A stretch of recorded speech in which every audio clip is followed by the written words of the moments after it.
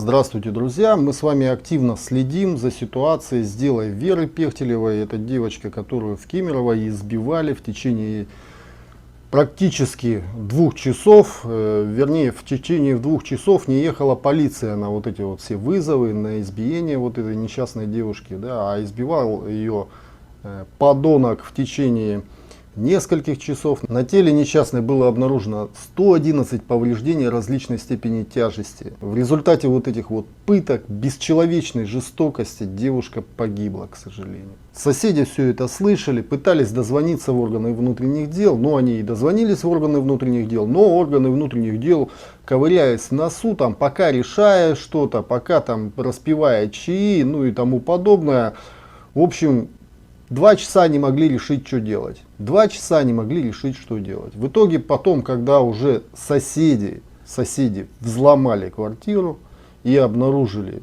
бездыханное тело, эти переносчики погон вдруг решили объявиться на месте преступления. На своем канале я вам рассказывал про эту ситуацию, на федеральных каналах рассказывали про все это. Я вам показывал, какие звонки, какие голосовые сообщения последние были от Веры в тот день, во сколько это было. Мы все это анализировали по-своему, конечно. Также я вам показывал и рассказывал расшифровку разговоров, которые состоялись в дежурной части, а также в службе 112, куда поступали звонки, неоднократно, напомню, поступали звонки от соседей, и какие действия там предпринимались вот этими вот переносчиками погон. Также мы с вами наблюдали, что когда звонили в Нацгвардию, они говорили о замене там какого-то колеса, как оказалось, это было вранье. Когда звонили в ГИБДД, те говорили, что оформляют пьяного, это тоже оказалось враньем. В общем, личный состав попросту забивал на дежурную часть, а соответственно на начальника управления внутренних дел Кузбасса. Также мы совместно провели ряд общественных экспериментов, которые показали, сколько времени требуется для того, чтобы дойти до места происшествия, сколько времени не требуется для того, чтобы доехать до места происшествия. Причем все это в условиях дня было, когда дикое движение, светофоры и тому подобное. Еще мы провели своего рода общественный эксперимент, который проверил показания одной из свидетельниц, которая утверждала, что заглядывала в замочную скважину и вроде как видела, что там ходит Вера. И вот этот вот ублюдок, оказалось, что в замочную скважину ничего не видно вообще. Изначально вот этого вот упыря привлекали по статье 105 части 1, которая предусматривает лишение свободы до 15 лет. Также еще, чисто случайно за собой зацепили 2 сотрудников дежурной части, которых привлекали по статье 293, то есть халатность, тоже по части 1, которая является преступлением небольшой тяжести. Но в результате нашего с вами внимания к этому уголовному делу суд решил, что неправильная квалификация дана и там, и там. В итоге была сделана переквалификация, переквалифицировали все это на часть 2 статьи 105 убийство. Часть 2 подразумевает лишение свободы вплоть до пожизненного. А также была переквалифицирована часть статьи 293 сотрудникам дежурной части, 2 сотрудникам дежурной части. Кроме того, были привлечены к уголовной ответственности еще 3 сотрудника из тех, кто принимал звонки. А теперь, внимание, вопрос. Кто виноват в том, что не смогли вовремя спасти девочку и предотвратить вот это вот страшное убийство? Тот, кто принимал звонок и не смог соответствующим образом организовать работу, там выезд вот этих вот следственно-оперативных групп, или тот, кто не исполнил, вообще даже не прислушался к приказу, к словам, к поручениям вот этим вот различным дежурных частей. То есть сам исполнитель непосредственно, который должен был выезжать на место. Просто, друзья, тут такая странная ситуация сложилась, что привлекают вот этих вот женщин, которые принимали звонок 112, но они при всем при этом доложили об этой ситуации целому заместителю на тот момент заместителю командира роты ППС Ильичкину. Исходя из материалов уголовного дела, ему доложили, а он ответил, что не наряд, и категорически отказался ехать на место преступления. Это все было, когда еще была возможность предотвратить страшные события. Но когда трагедия уже произошла, и соседи вскрыли квартиру, увидели там бездыханную девушку, избитую, жестоко избитую. Они позвонили и сказали, что извините, вы уже здесь нафиг не нужны, здесь уже труп. Тогда вот этот вот персонаж, он в течение 10 минут домчался до места преступления. Домчался до места преступления.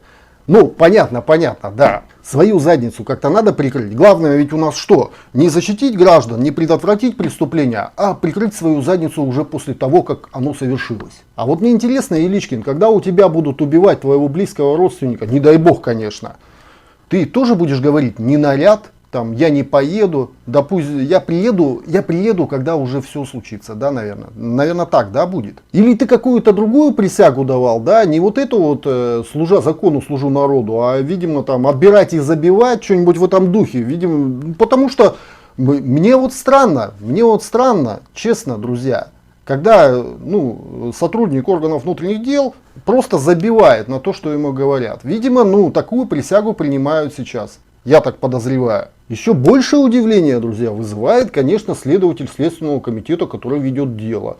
Ему неоднократно писали ходатайства, писали жалобы о том, чтобы он провел в отношении вот этого вот субъекта проверку в порядке статьи 144-145 УПК РФ, то есть на наличие признаков состава преступления, и вынес соответствующее решение. Так вот, следователь не то что он, получается, не зарегистрировал это как сообщение о преступлении, не проводил проверку в порядке этих статей, то есть нарушил УПК, получается, так что ли? То есть следователю не интересно, что ли, кто вообще причастен, не причастен? Не, ну проведи ты проверку, вынеси постановление об отказе, допустим, в возбуждении уголовного дела. Ты же вообще ничего не проверяешь. Ты вообще не следуешь, получается, статьям УПК. Как происходит расследование? Кое-как вас, в Следственном комитете, кое-как путем общественного давления заставили, буквально заставили расследовать это дело. Прокурор вас заставил исполнять вот эти вот ходатайства, удовлетворять их.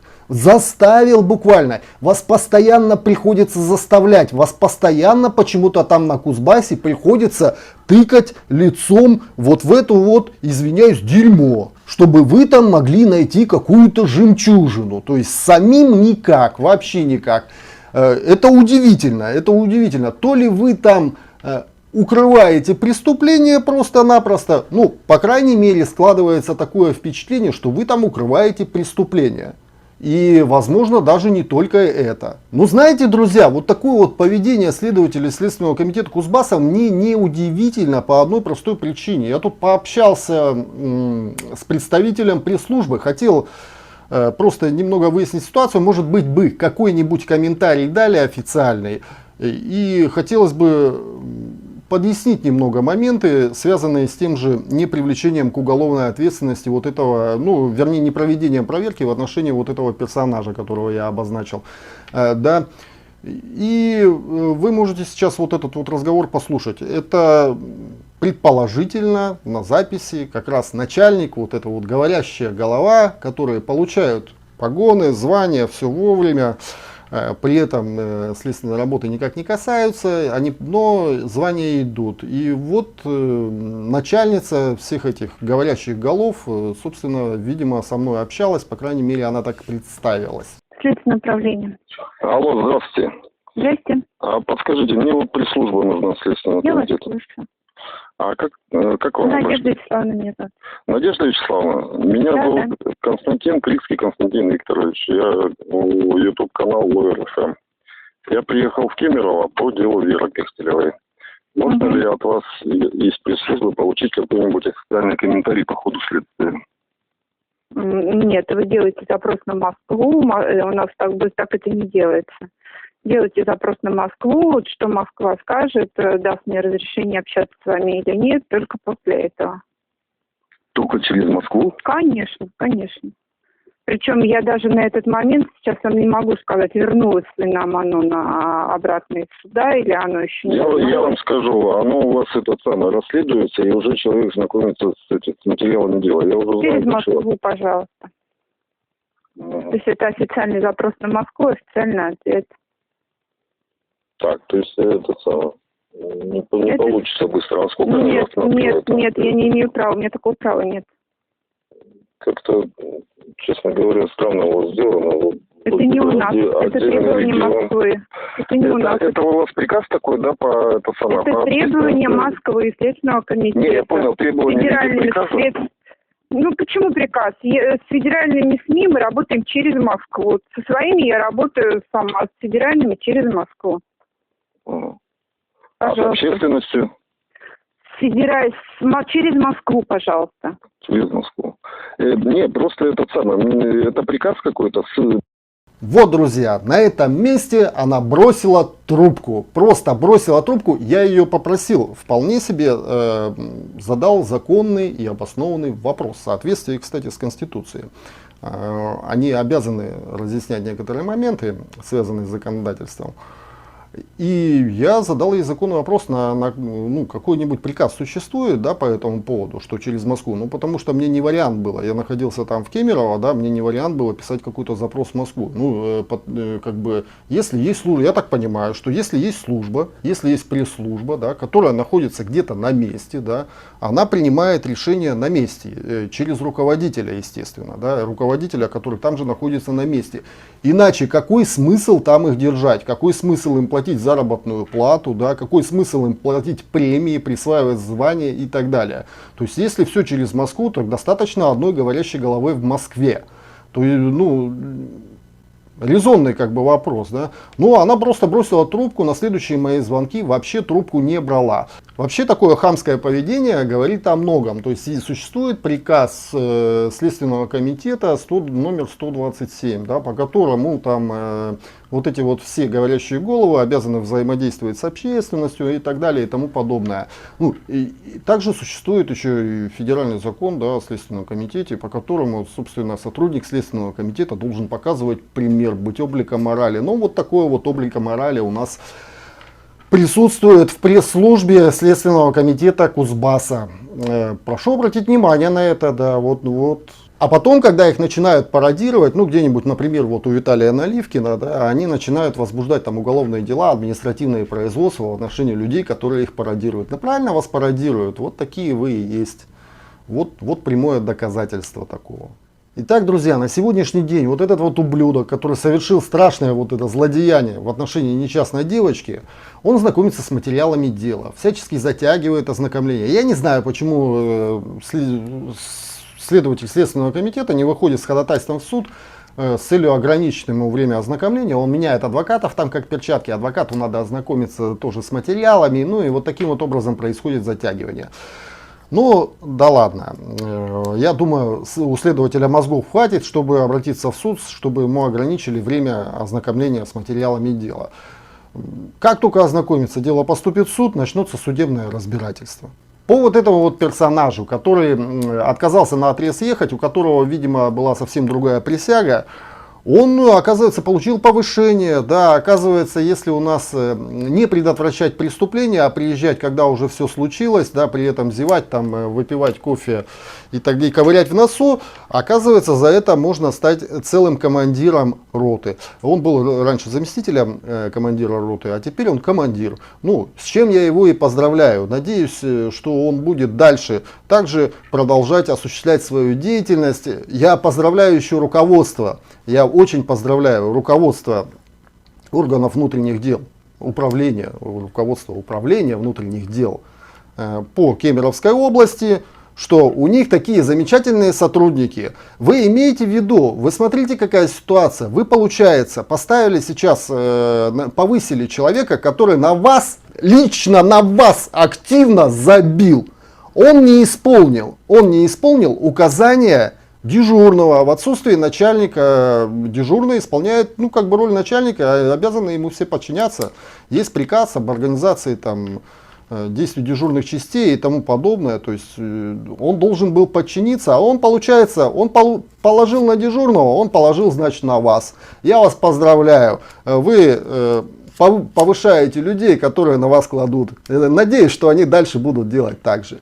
Вот так вот у нас и получается, друзья. Берегите своих близких, берегите своих детей, любите своих родителей. Да пребудет с вами сила. Давайте, до скорого.